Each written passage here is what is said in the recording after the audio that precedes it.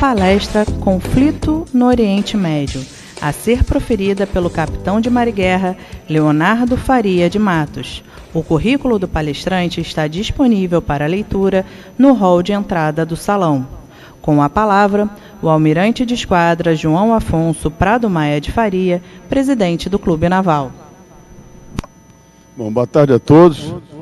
Queria dar as boas-vindas ao presidente do Clube Militar, o general Sérgio, nos honra com a sua presença, Major Brigadeiro Grossi, que está representando aqui o Clube da Aeronáutica, meu primeiro vice-presidente, o Almirante Eliseu, o Almirante Veia Cabral, ex-presidente do Clube Naval. Uma saudação especial que eu sempre faço ao grupo de branco ali, seus guarda-marinhas ali da CEADA. Prazer tê-los aqui conosco e todos sejam muito bem-vindos.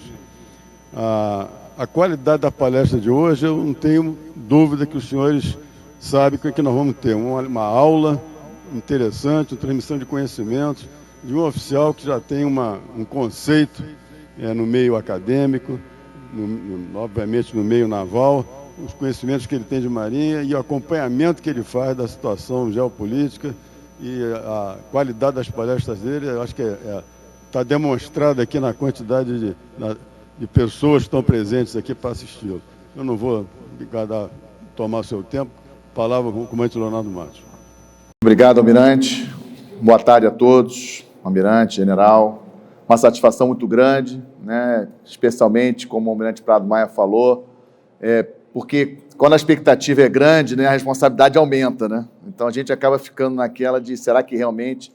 E um amigo meu hoje ainda me perguntou, mas Léo, você entende disso, dessa guerra aí? Eu falei, não, eu vou tentar, né, passar do ponto de vista de quem acompanha a geopolítica global, né, o que está acontecendo nesse conflito. Qual é o fator de complicação nesse conflito que eu já gostaria logo de deixar claro? É porque envolve, em alguns casos, paixões. E quando envolve paixões, é perigoso. Porque, obviamente, quando envolve paixões, há uma tendência de não se analisar friamente as informações factuais, aquilo que realmente está acontecendo. Então, eu vou tentar me ater aos fatos e a análise como eu entendo, né, que os fatos apresentados. Mas sabemos que, por envolver paixões, eu já sofri algumas mensagens um pouco mais fortes, digamos assim, né? Mas eu sei que é difícil, eu sei que é muito difícil. Amigos meus, pessoais, Léo, você falou isso, mas você tem que entender que é assim, assim, assim, tentando me explicar a história do povo judeu desde... Eu entendo isso tudo. Então, quando entra nas paixões, a análise ela é complicada. Mais uma vez, deixar claro que todas as minhas palestras aqui, fora da Marinha, elas são assim. A responsabilidade é totalmente minha, não estou aqui representando a Escola de Guerra Naval, a Marinha do Brasil, a culpa é do Leonardo, a qualquer opinião que eu proferir aqui sobre o assunto. Bom, a intenção é seguir esse sumário, uma breve introdução, análise geopolítica do conflito, considerações finais. Eu queria começar com esse slide, que é um slide que eu já apresentei em algumas palestras, que eu acho que é importante, pedindo a vocês para fazer uma consideração sobre o que é essencial para o ser humano, né? O que realmente é importante para a vida de um ser humano, indivíduo, né? Ou seja, nós precisamos de alguns elementos básicos, né? Comida, energia, água, ar, né? Um meio ambiente, né, estável para respirar, mas segurança. Qual o bem mais importante que nós temos? Já paramos para pensar nisso? Qual o nosso bem maior? É a nossa vida, né? O que nós precisamos para sobreviver? Elementos básicos de sobrevivência no ser humano. E aí eu jogo para cá. Eu troco o ser humano pelos estados, né? Pelos países, pelos estados. Ou seja, estados também morrem, né? Podem morrer. E aí tem um elemento aqui importante, que eu não falei da outra vez, estou falando agora, que é segurança. Aquele homem das cavernas lá se protegia dos dinossauros, né, da maneira como dava para se proteger. Como é que os estados-nação se protegem? Então, eu acho que esse conflito especificamente que nós vamos conversar aqui hoje é uma oportunidade também de nós refletirmos essa questão da segurança do ser humano e dos estados. Como que os estados se preparam para sobreviver, para se manterem vivos. Acho que é uma reflexão importante. Também acho que é importante, para fazer qualquer análise geopolítica de mundo, de qualquer conflito em andamento, lembrar a todos ou trazer para os senhores, como eu vejo hoje o sistema internacional. O sistema internacional hoje é um jogo de poder entre Estados Unidos e China, os Estados Unidos tentando se manter na primeira posição, a China tentando alcançar essa segunda posição. Do lado ali, mais ou menos, da China, nós temos Rússia, nós temos Irã, nós temos Coreia do Norte. Bielorrússia tem um papel importante, especificamente na guerra da Ucrânia, em relação à Rússia. E temos do lado dos Estados Unidos, lá em cima, os demais países da OTAN, a maior aliança militar do planeta, né, aguardando a entrada da Suécia. É o próximo país a entrar na OTAN. A OTAN vai ficar 32 países. O último foi a Finlândia. Temos aqueles amigos aí, fortes, digamos assim, dos Estados Unidos, Japão, Coreia do Sul, Austrália. Japão com 40 mil militares americanos, a 7ª esquadra americana sediada no Japão, um porta-aviões nuclear sediada no Japão. Coreia do Sul com quase 30 mil militares americanos na Coreia do Sul. A Austrália, que fechou agora esse programa AUKUS, que os Estados Unidos e o Reino Unido vão fornecer para a Austrália um submarino de propulsão nuclear, sem armas nucleares, porque, a princípio, né, porque a Austrália é signatária do Tratado de Não Proliferação de Armas Nucleares. Ou seja, esse é o cenário. E eu coloquei de propósito a Índia, porque eu sempre, nas minhas palestras, tenho chamado a atenção da importância cada vez maior da Índia. Maior população do planeta, já ultrapassou a China, 5ª maior economia do planeta, com chance de chegar em 2030 a 3ª economia do planeta, um país nuclear, um país cada vez mais importante do sistema internacional e que se coloca de maneira relativamente equidistante dos dois lados. O maior fornecedor de armas para a Índia é Rússia. Da mesma forma, a Índia tem fortes relações com o Ocidente, com a Europa, com os Estados Unidos. Então, a Índia tentando se posicionar de uma maneira ali equilibrada, jogo de poder dentro dos interesses da Índia. Não podemos esquecer que nós estamos com um conflito em andamento. Não troquei as palestras, chefe. Não vou falar de guerra da Ucrânia hoje, podem ficar tranquilos. Né? Mas só para lembrar que nós estamos com um conflito em andamento. Temos também as tensões em relação a Taiwan, em relação ao Mar do Sul da China. De vez em quando a gente vê uma notícia ali de um avião chinês passando perto de um avião americano. Né, brigadeiro? Tem um navio ali passando perto, um navio americano passando perto de um navio chinês, um navio da guarda costeira chinesa abalroando um pesqueiro filipino, né? Então as tensões ali naquela região, elas são constantes, e a pergunta que eu sempre faço, o desafio que eu sempre faço para meus alunos lá na Escola de Guerra Naval é o seguinte: quando é que a China vai invadir Taiwan? A primeira pergunta, na verdade, é: a China vai invadir Taiwan? Quando que vai invadir Taiwan? Está preparada para invadir Taiwan? Então, esse é um exercício também interessante. Só para mostrar para vocês que não está acontecendo... Porque se a gente liga a televisão agora, a única guerra que está acontecendo é Israel com Hamas, né? Se a gente liga a televisão, só está acontecendo isso. Eu quis lembrá-los que nós estamos com um conflito na Ucrânia, que nós estamos com essas tensões no Mar do Sul da China, em Taiwan. A África não tem nada, né? A África é um continente tranquilo, quase não tem golpe de Estado, né? Não tem guerra civil no Sudão, porque ninguém fala mais nisso, né? Quando tocou o golpe de Estado lá no Níger, só falava de golpe de Estado no Níger. Simplesmente ninguém fala, não tem mais notícia. Alguém aí tem notícia recente da situação do Níger? É impressionante como nós somos manipulados pela imprensa de uma maneira geral, pela mídia de uma maneira geral, né? E eu sempre estimulo os meus alunos lá a sair um pouco disso e tentar olhar o resto. Não é só conflito de Israel com Hamas que está acontecendo. E agora está a novidade. Como se já não tivesse coisa acontecendo, né? O nosso amigo Nicolai resolveu, né, criar um plebiscito, né? 3 de dezembro, a data foi bem escolhida, né? 3 de dezembro, meu aniversário, está bem escolhida a data do plebiscito, né? Que vai votar se a região do Essequibo, que é só 60% da Guiana, né? Que a Venezuela acha que é da Venezuela, só 60% da Guiana.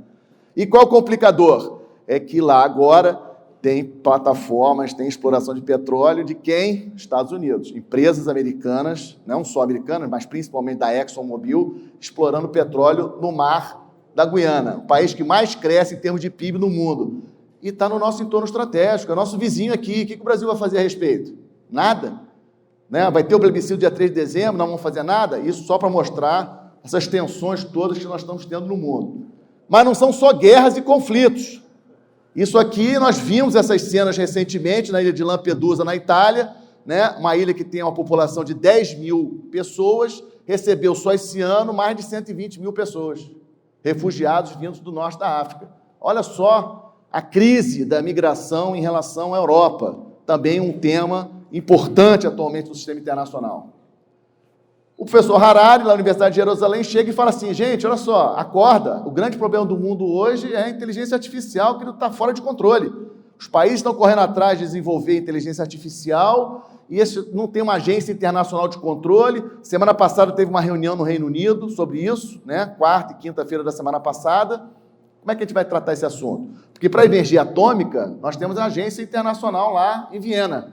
E para a inteligência artificial, pode qualquer coisa? Podemos desenvolver qualquer coisa? Ou seja, o que eu quero trazer para vocês? É que está acontecendo muita coisa além da guerra lá entre Hamas e Israel. Mas vamos a ela, né? Quando, né, gentilmente, o Almirante Kfouri, mais uma vez, ele confiou aqui no pobre capitão de Mariguerra aqui para se aventurar a falar sobre a guerra, a ideia inicial foi, Léo, vamos falar sobre esse conflito Israel e Palestina. Eu falei, chefe, Israel e Hamas. Vamos tentar forçar, porque esse é um perigo. A gente fazer uma guerra entre Israel e Palestina. Vamos tentar isolar. É difícil, mas a minha ideia é tentar, né, fechar em cima da questão do Hamas, para a gente não espalhar esse conflito e se tornar um conflito, por exemplo, que a gente infelizmente já viu indícios disso, até religioso, né? Ou seja, várias questões já acontecendo em outros países do mundo contra judeus ou contra palestinos, né? Ou seja, virando uma guerra religiosa que a gente não quer. Aí, assim, uma coisa que eu falo muito também lá na Escola de Guerra é o seguinte, olha só, quer analisar um conflito? Olha a geografia e olha a história. Aí a gente olha os mapas da região e olha a história. A região da Palestina hoje, né, onde tem Palestina, Israel, aquela região ali, já foi persa, Império Persa. E quem que é Império Persa hoje? Irã. Então, quando a gente vê o Irã tão envolvido, fica aquela questão assim, por que o Irã está tão preocupado? O que o Irã tem a ver com aquilo ali? Gente, o Irã já foi dono daquilo ali. O Império Persa já dominou aquela região. Mas foi só o Irã? Não. O Império Otomano também foi. Ou seja, o Império Otomano já conquistou. E detalhe, o Império Otomano levou isso aí até o início do século XX. Só caiu na Primeira Guerra Mundial. Até o final da Primeira Guerra Mundial era o Império Otomano, na região hoje de Israel e Palestina. Eu me aventurei a fazer isso aqui, quase me arrependi, mas vou prometer a vocês ser rápido para não cansar, né? Apenas algumas datas que eu acho importantes, não vou entrar em muitos detalhes. Primeiro, o acordo Sykes-Picot, França e Reino Unido, em relação à divisão do Oriente Médio, já se aproximando do final da Primeira Guerra Mundial, lembrando que o Império Otomano estava do lado da Alemanha, estava perdendo a Primeira Guerra Mundial, e havia todo esse território aí que era, como eu falei, Império Otomano. Como é que vai dividir? Síria, Iraque, como é que vai dividir aquilo ali? Então, na divisão, o Reino Unido ficou com o que hoje nós conhecemos como região da Israel e da Palestina. E aí tem essa declaração Balfour, que eu acho importante. Esse cara aí, ele foi ministro de Relações Exteriores do Reino Unido. E essa declaração é uma carta, na verdade, dele para o presidente da Associação de Judeus, israelenses, judeus, do Reino Unido, que era o tal de Rothschild, né? Que é um cara com poucas condições financeiras na época, né? Um cara bastante humilde, ou seja, já mostra o poder econômico, né, dos judeus lá no Reino Unido, uma declaração dele de que o Reino Unido ia apoiar a formação do Estado de Israel. Por que eu estou falando isso aqui? Só para lembrar um dado que é fato. Nesse momento da declaração Balfour, censo que os ingleses fizeram assim que assumiram a Palestina, logo em seguida, 18, 19, ali que os ingleses realmente tomaram posse daquela região, que hoje Israel é a Palestina. 10% da população daquela região era de judeus. Naquele momento, eram 10%. Tá? Então, assim, não adianta pegar a Bíblia, não vou entrar no Velho Testamento. No início do século XX, naquela região, só 10% da população era formada por judeus. A grande maioria da população era formada por muçulmanos.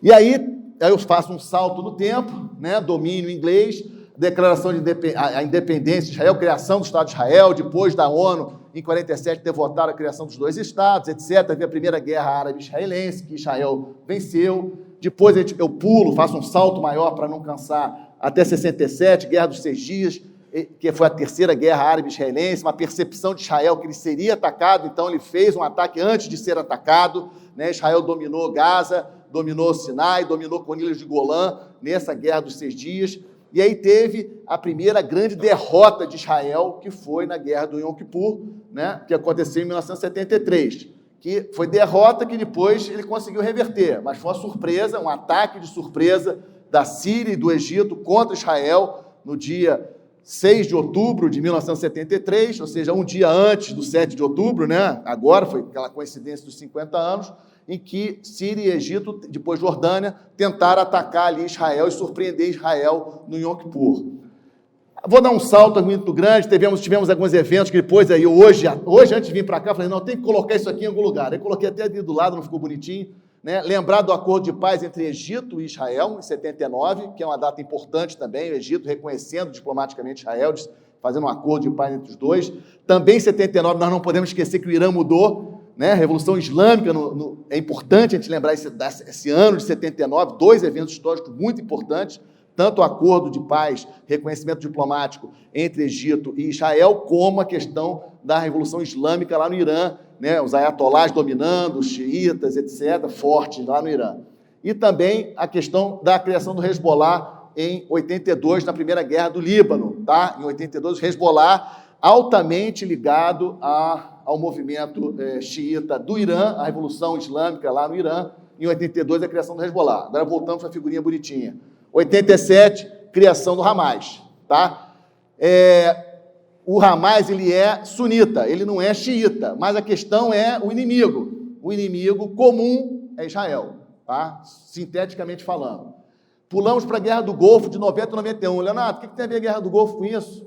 A Guerra do Golfo tem um componente interessante, porque a Guerra do Golfo foi uma guerra que o Saddam Hussein, sunita, tentando, né, atrair Israel para o conflito, né? Não sei se os senhores se recordam, talvez alguns se recordem, que chegaram a lançar mísseis, né, Scuds, contra Israel, para tentar provocar Israel, para Israel entrar na guerra. Vocês lembram que foi aquela guerra que o Saddam Hussein invadiu o Kuwait, né? Então, justamente para tentar forçar Israel para quebrar a aliança que os Estados Unidos conseguiu fazer com os países árabes. O Saddam Hussein estava com essa ideia de tentar quebrar a aliança dos Estados Unidos com os países árabes. 93, os acordos de Oslo, de reconhecimento de Palestina com Israel. Infelizmente, não deu o resultado que era esperado, mas eu acho que é um momento importante, ganharam até prêmio Nobel, etc., da paz. Tivemos o salto aí para o 2001, porque aí começando o ataque das Torres Gêmeas, foi aquela mudança, guerra ao terror, né? Quando os Estados Unidos realmente virou totalmente para atacar os terroristas e Al-Qaeda no Afeganistão, etc., invasão do Iraque em 2003, né, que os Estados Unidos invadiu o Iraque, resolveu a questão do Iraque. A justificativa para invadir o Iraque é que tinha armas de destruição em massa. Não tinha armas de destruição em massa, e o resultado no final de 2011 que o Iraque se tornou um Estado bem mais xiita, né, do que sunita, ou seja, fazendo um arco xiita, que eu vou mostrar daqui a pouco o mapa. 2005 foi quando efetivamente Israel saiu das suas tropas de dentro de Gaza. Tinham até hoje, onde a gente vê faixa de Gaza, tinham colônias israelenses dentro da faixa de Gaza até 2005. Foi quando chegaram à conclusão que tinham que efetivamente cumprir alguma coisa dos acordos de Oslo e sair efetivamente de Gaza. 2006, Segunda Guerra Israel e Líbano, ou seja, mais um estresse ali de Hezbollah. 2008, 2009 foi um outro ataque, guerra entre Israel e Hamas na faixa de Gaza. Vejam quantos dias, apenas 22 dias, nós já passamos de 30 dias desse conflito. Então, ali em 2008, 2009, final de 2008, início de 2009, 22 dias que chamaram de massacre de Gaza, mas comparado com o que está acontecendo, não foi um massacre, se a gente comparar os números.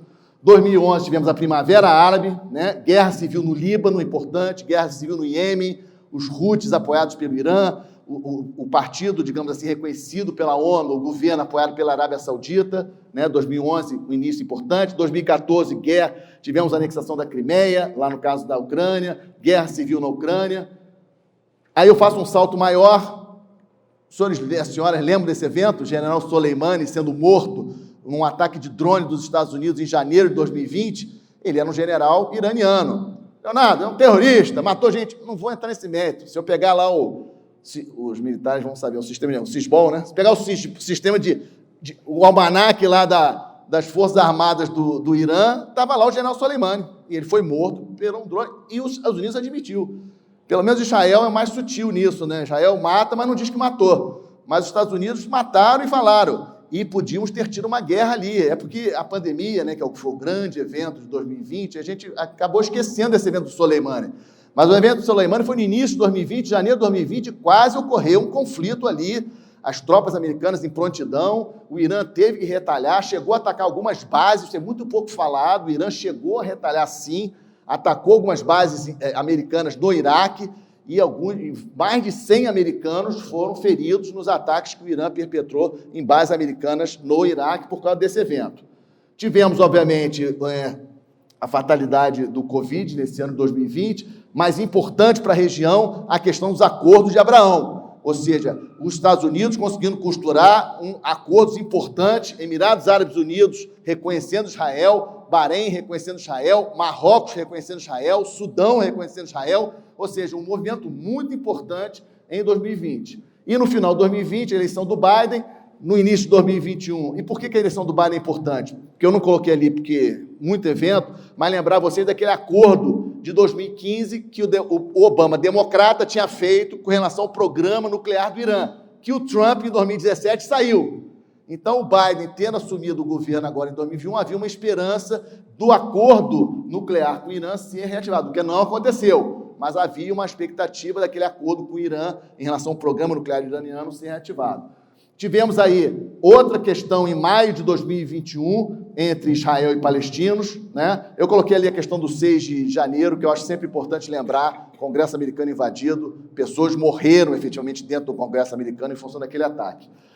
Mas em relação ao evento que nós estamos estudando aqui, maio, mais eventos entre Israel e palestinos, tanto na Cisjordânia como na faixa de Gaza, a saída dos Estados Unidos do Afeganistão, ou seja, olha só, minha prioridade é China, não quero mais saber do Oriente Médio, já tinham saído do Iraque em 2011, saíram do Afeganistão em 2021, daquela maneira que eu acho desastrosa, e o início da guerra da Ucrânia no final do ano, não da guerra em si, mas da aproximação das tropas russas em volta da Ucrânia em novembro de 2021. 2022, a guerra da Ucrânia propriamente dito, e 2023 eu quis trazer dois fatos. Primeiro fato importante de 2023, no final de 2022, na verdade, em dezembro de 2022, quando o Netanyahu, pela sexta vez, assume como primeiro-ministro de Israel, o primeiro-ministro mais tempo no poder e com um gabinete mais ortodoxo da história de Israel.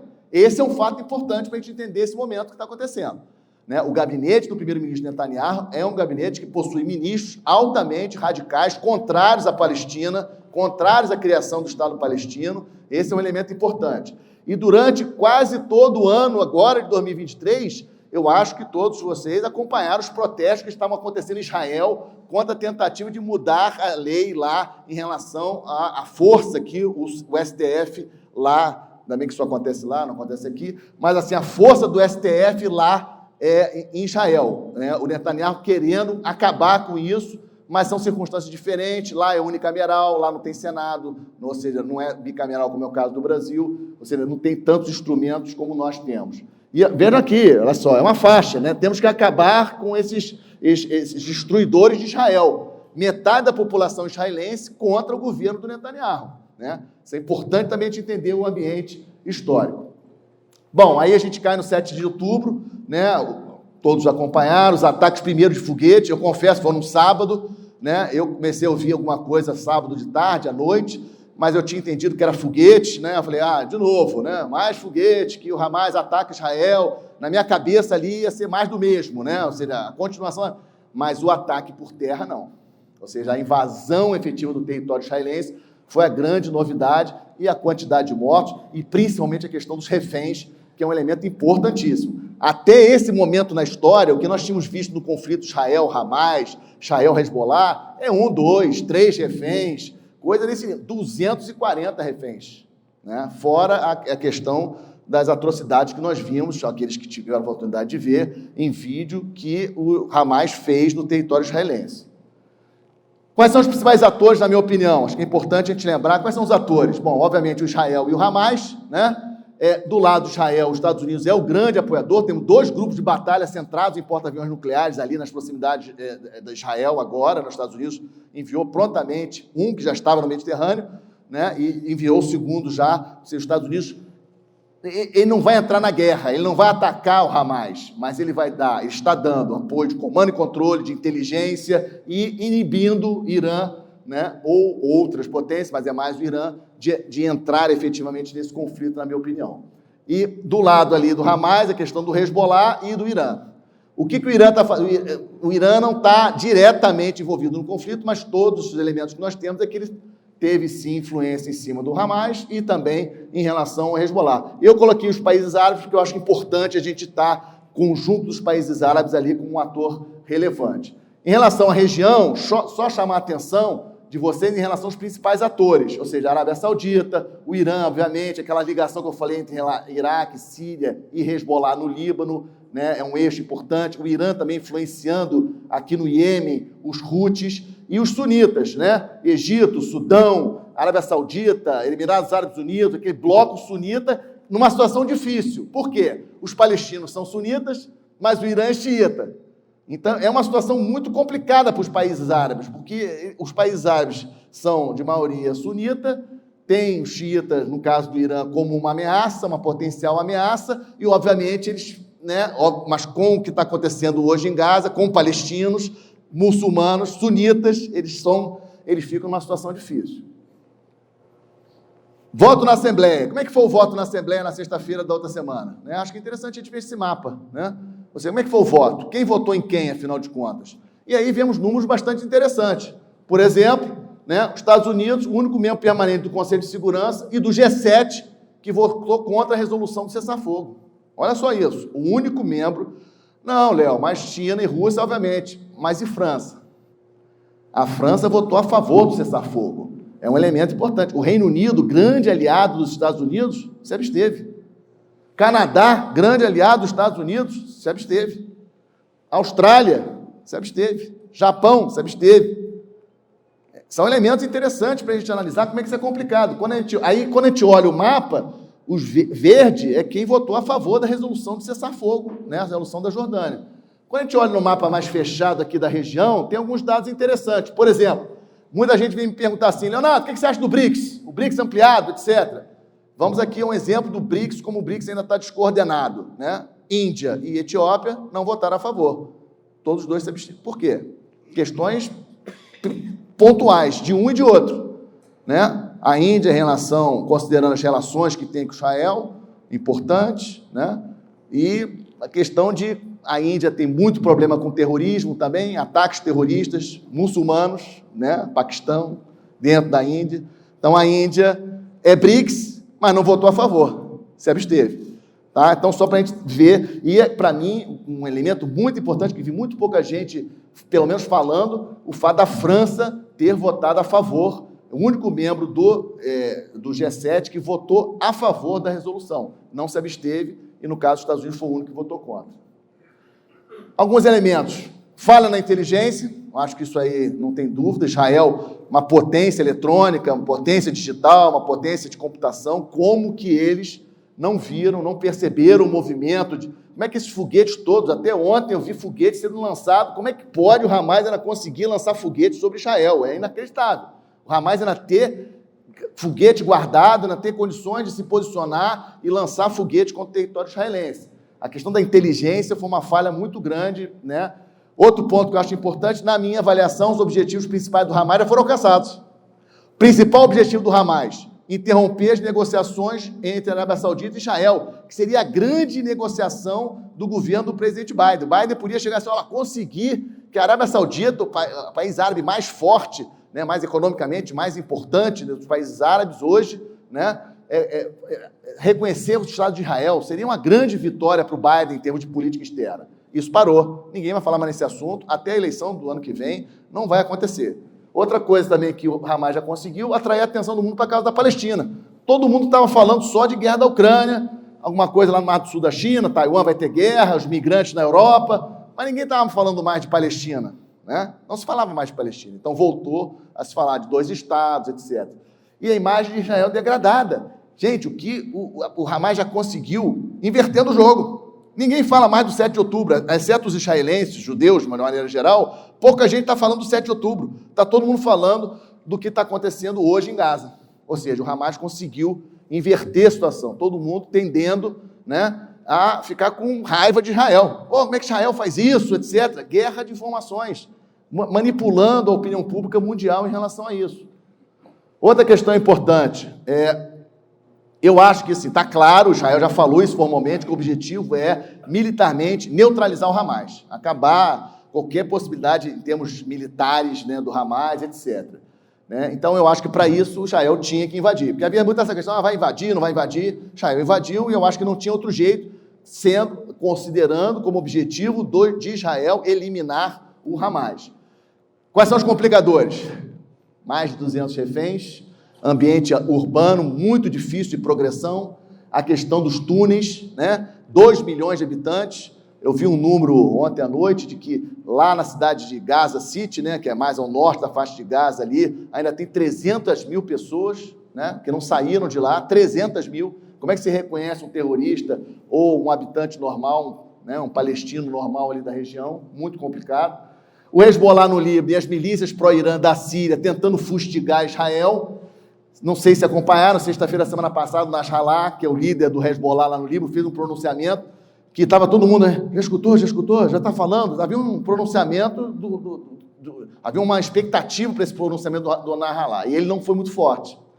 Muitos até acham que ele foi assim, meio neutro, falou algumas coisas, mas ele não chegou e não declarou guerra a Israel.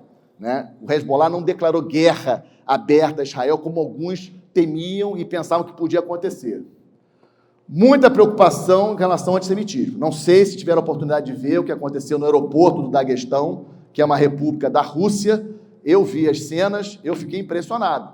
Você vê aquelas cenas, né, dos russos lá do Daguestão invadindo o aeroporto, caçando israelense, judeu, que tinham chegado de um voo lá de Israel. Eu achei aquela cena inacreditável. Quebrando porta, invadindo, perguntando, forçando a pessoa a se identificar com o passaporte para ver de onde que era. Né? Depois teve até uma invasão num hotel, numa outra região do Daguestão também, porque tinha informação que alguns judeus estavam nesse hotel. Né? Eu fiquei assim impressionado com isso. E isso está jogando muita pressão no Ocidente de maneira geral, não é só no Biden. Né? Sabemos aí que o Blinken, mais uma vez, foi para a região, o secretário de Estado, para tentar ver o que ele consegue. Porque o que faz? Os Estados Unidos precisam de Israel na região. Por que os Estados Unidos precisam de Israel? Porque Israel é o símbolo da democracia, do Ocidente, né? É o representante do Ocidente ali naquela região complicadíssima. É o grande aliado militar dos Estados Unidos naquela região. Só que está acontecendo o que está acontecendo. Israel decidiu acabar com o Hamas, entendeu que para acabar com o Hamas tem que fazer o que está fazendo, é algo discutível, até mesmo do ponto de vista militar, né? E no sentido de que vale a pena nós eliminarmos o Hamas e criarmos mais não sei quantos futuros terroristas com raiva de Israel, com raiva dos judeus. Essa é uma reflexão que eu acho que é válida ser feita mesmo do ponto de vista militar. Não estou falando de paixões, estou falando do ponto de vista militar. Vale a pena realmente Israel arrasar Gaza, como está arrasando, matando a quantidade, coisas que eu recebo assim no Zap. Essa informação de 10 mil palestinos mortos é fake. Como é que sabe que é fake? Ah, não, quem falou foi o Hamas. Também, mas não foi 10 mil, foi 8 mil, 7 mil, 6 mil. Não dá para dizer que não tem muita gente inocente morrendo. Tem muita gente inocente morrendo. Mas quando entra a paixão, que eu comentei com vocês, a pessoa tenta justificar. Não, isso é fake news, não é isso tudo, etc. Então é algo também para a gente refletir. A questão que eu coloco é, será que militarmente vale a pena para o Estado de Israel sobreviver? Por favor, aquele meu primeiro slide, né? Lembram? O Estado sobreviver, a segurança do Estado de Israel realmente vai ser resolvida acabando com o Hamas a esse preço?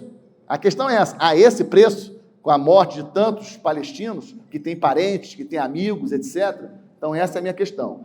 E o Biden está numa situação difícil, porque o Partido Democrata, nós sabemos que o Partido Democrata, dentro do Partido Democrata, existem aqueles mais democratas, né? Mais democratas. E esses mais democratas estão apertando o Biden. Né? Questão de direitos humanos, etc. Ele está apoiando Israel ainda com relação a essa questão do ataque a Gaza. E aí fica aquela pergunta, né? E como é que fica, né, depois de que Israel neutralizar? Ok, Israel neutralizou o Hamas. E Gaza? Ontem o Netanyahu já falou que ele vai ficar em Gaza definitivamente, até quando precisar. E aí? É isso mesmo? Israel vai neutralizar o Hamas, vai ocupar Gaza, vai administrar Gaza? Vai dar certo para a segurança do Estado de Israel isso? Então é algo também para a gente refletir. E aí para as considerações, para a gente ir para as perguntas, né? Muito difícil a gente prever quando vai acabar, mas usando a história como modelo, considerando a geografia do local, a qualificação das forças israelenses, mesmo com a dificuldade do terreno, eu avalio que esse conflito termina, em termos de ações militares contra o Hamas, eu acho que termina ainda esse ano, por causa da questão geográfica. As forças israelenses são altamente qualificadas, é um espaço difícil de progressão, mas é uma área geográfica relativamente pequena, né? Então, eu avalio que as ações militares entre Israel e Hamas devem acabar ainda esse ano em termos de previsão. A Arábia Saudita tem um papel muito importante na região, mas a gente não está escutando a Arábia Saudita, né? Não sei se vocês estão... Cadê a Arábia Saudita? A Arábia Saudita é a maior potência econômica. Cadê a Arábia Saudita nesse conflito? Mas pediu uma reunião de emergência da Liga Árabe agora, para o dia 11. Então, é algo para a gente ficar atento o que vai sair dessa reunião da Liga Árabe que vai acontecer nesse final de semana. Há uma expectativa.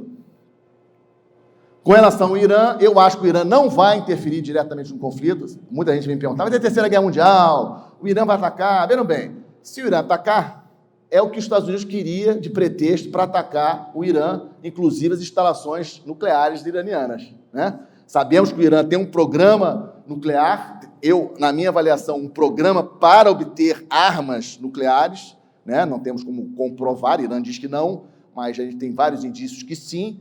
Se o Irã atacar diretamente Israel ou atacar diretamente os Estados Unidos, que seria uma loucura total, mas se atacar diretamente Israel, eu acho que os Estados Unidos vai ter toda a justificativa, com 2 grupos de batalha na região, para atacar o Irã e atacar as instalações do programa nuclear iraniano, ou seja, tudo que os Estados Unidos queria para acabar com o programa nuclear iraniano. Então, eu acho que o Irã não vai atacar diretamente Israel nesse conflito. Ele vai continuar apoiando os Houthis lá no Iêmen, o Hezbollah com arma, etc., fazer toda essa propaganda que o Irã está fazendo, mas não vai atacar diretamente Israel nesse conflito.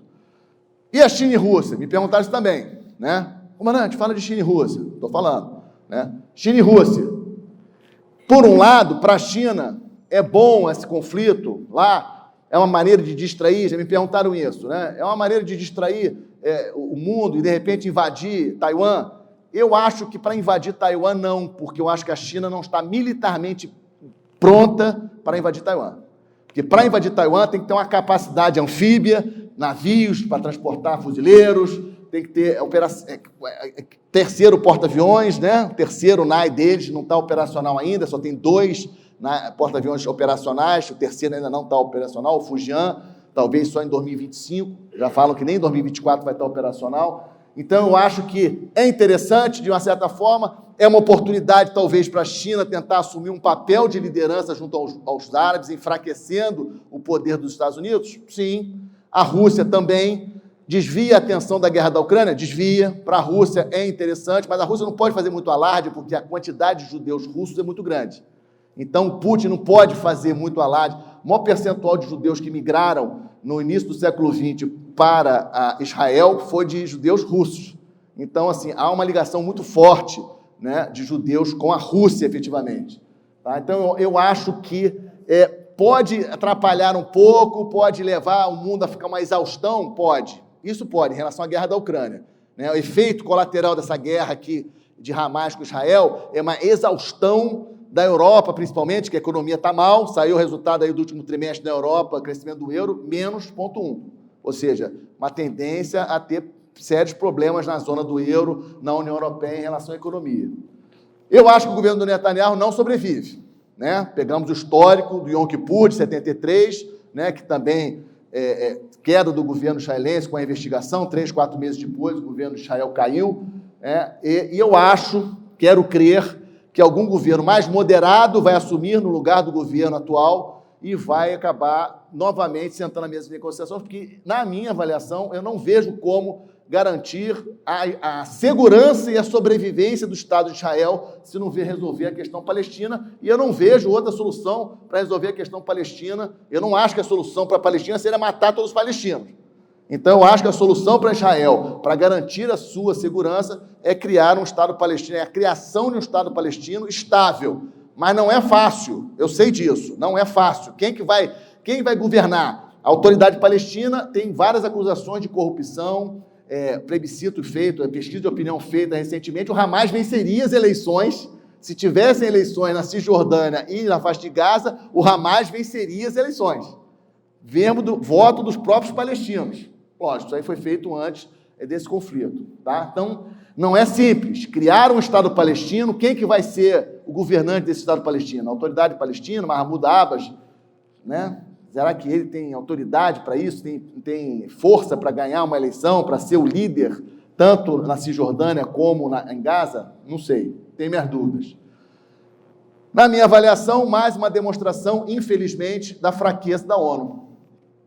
Né? Já tínhamos visto no Iraque, em 2003, vimos isso na guerra da Ucrânia, 2022, e agora, mais uma vez, está lá o Guterres esgoelando, falando mal de Israel, o embaixador de Israel retruca contra o Guterres, querendo tirar o Guterres como secretário da ONU, né? E aí? Nada.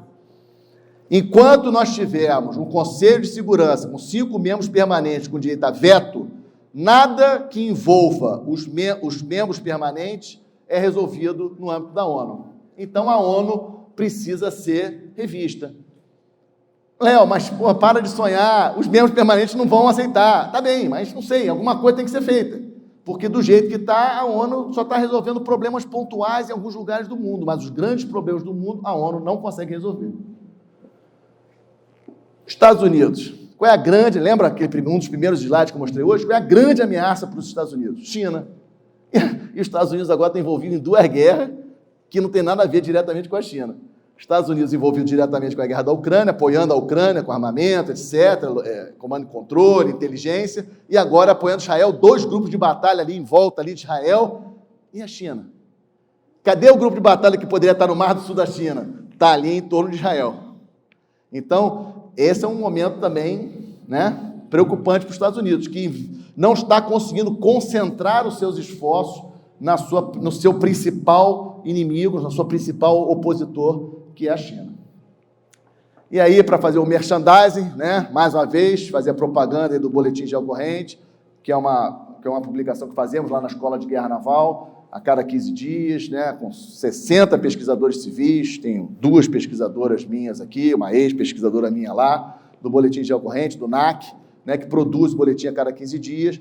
É uma publicação já oficial da Marinha do Brasil, ou seja, está na página da Escola de Guerra Naval, passa pelo diretor da Escola de Guerra Naval, né, e nós estamos muito orgulhosos, essa semana sairá o 193, né, então também trabalho aí que nós completamos 9 anos em setembro deste ano, trabalho aí bastante bacana, né, porque a gente distribui os pesquisadores, né, em várias regiões, né. Eu tenho aqui uma mestranda que está fazendo mestrado na ECM, minha pesquisadora de Oriente Médio, que é uma das maiores especialistas hoje aqui no Brasil na questão, né, do Oriente Médio, né, a Amandinha. Então, assim, uma jovem, né, 23, quantos anos você tem? 23 anos, né, e subiu aqui as escadas hoje do Clube Naval, falando, comandante, o que é isso? Ficou maravilhada. Por isso que eu tenho 60 pesquisadores lá. Não é fácil. 9 anos, mas vale a pena, não me arrependo. E aqui, uma loucura que eu cometi em 2018, acredito que alguns dos senhores e das senhoras conheçam já o meu podcast, toda sexta-feira, né? Isso aqui é um merchandising, né? Para aumentar os seguidores, né? E aí, assim, é uma proposta, foi um pedido dos alunos, né? Os alunos meus na Escola de Guerra Naval me pediram isso, né? Porque hoje a gente tem uma quantidade de informações tão grande, né? Na internet, etc., e aí confiar em quem, né? Não estou dizendo que eu sou certo, não, mas eu tento fazer um trabalho sério, tento coletar dados, aí, fatos, em fontes diferentes, para tentar, toda sexta-feira, colocar lá no podcast alguma coisa razoável. Eu gosto sempre de terminar com a carta náutica centrada em Brasília, que eu acho que a gente precisa ver mais o Brasil a partir do Brasil, o mundo a partir do Brasil, o mundo centrado, né? Ou seja, a gente vê, né, centrado em Brasília, mas fiz questão de colocar ali o símbolozinho da região que nós estudamos hoje, que nós conversamos, né, desse conflito entre Hamas e Israel, e lembrar às senhoras e os senhores que a partir de janeiro teremos um almirante brasileiro, terceiro almirante brasileiro, comandante da Força Tarefa 151 lá no Bahrein, ou seja, na área próxima do conflito. Né? Pela terceira vez, o Brasil vai comandar a Força Tarefa 151, que é uma força-tarefa responsável por combate de pirataria no Mar Arábico, no Mar Vermelho, em toda aquela região ali, aquela região em volta da Somália. Existe uma força-tarefa multinacional e o Brasil, pela terceira vez, vai comandar essa força-tarefa por 6 meses. Né? 11 oficiais brasileiros estão viajando para lá agora em dezembro e em janeiro um almirante brasileiro vai assumir o comando da força-tarefa lá. Ou seja, próximo do problema, né? Próximo do conflito que nós estamos vendo e discutimos aqui hoje. É isso, chefe. Muito obrigado a todos. Aí fico à disposição na fase de debate. Muito obrigado.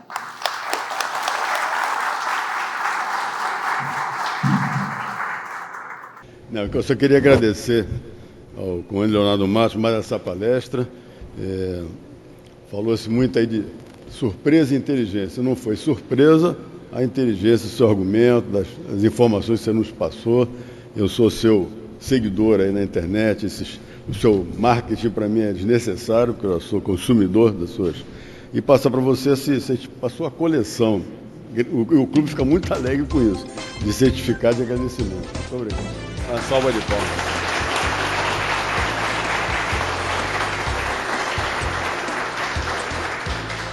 Obrigado. Mais uma vez agradecer a todos, né, pela paciência aí. É um tema muito difícil, né? Não é fácil analisar um conflito em andamento, ainda mais um conflito que envolve questões aí apaixonantes, né? Sei disso, né? Aqueles que efetivamente proferem a religião, são judeus, etc., ou muçulmanos. Então mexe com as paixões, tudo aquilo que mexe com paixão é complicado. Agradecer mais uma vez a confiança do clube, chefe, né? O Almirante Kfouri sempre me prestigiando, com desafios.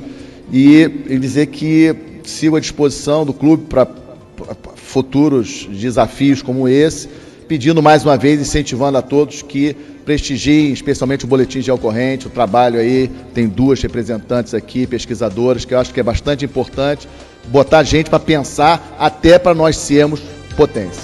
Muito obrigado.